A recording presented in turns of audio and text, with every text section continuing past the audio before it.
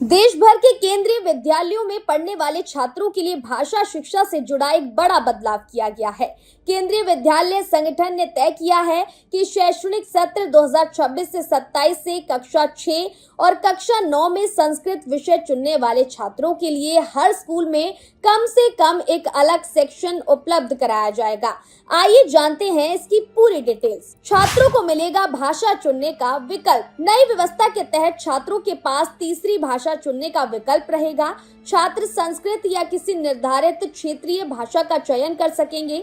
हालांकि ये भाषा उनकी पहली भाषा हिंदी और दूसरी भाषा अंग्रेजी से अलग होनी चाहिए। ट्रांसफर वाले परिवारों को होगा फायदा। केंद्रीय विद्यालयों में बड़ी संख्या में ऐसे छात्र पढ़ते हैं जिनके माता पिता का बार बार अलग अलग शहरों में ट्रांसफर होता रहता है।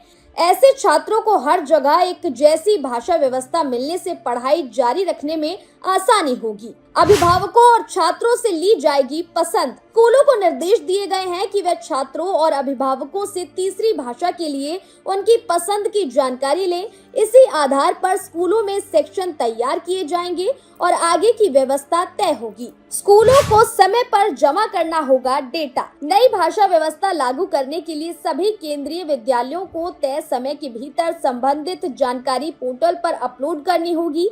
इसके आधार पर स्टाफ और शिक्षकों की जरूरत का भी दोबारा आकलन किया जाएगा। कुछ स्कूलों में क्षेत्रीय भाषा पढ़ाने वाले शिक्षकों और संसाधनों की कमी की स्थिति सामने आ सकती है। इसे ध्यान में रखते हुए जरूरत पड़ने पर संविदा शिक्षकों की मदद लेने और चरणबद्ध तरीके से व्यवस्था लागू करने की योजना बनाई गई है।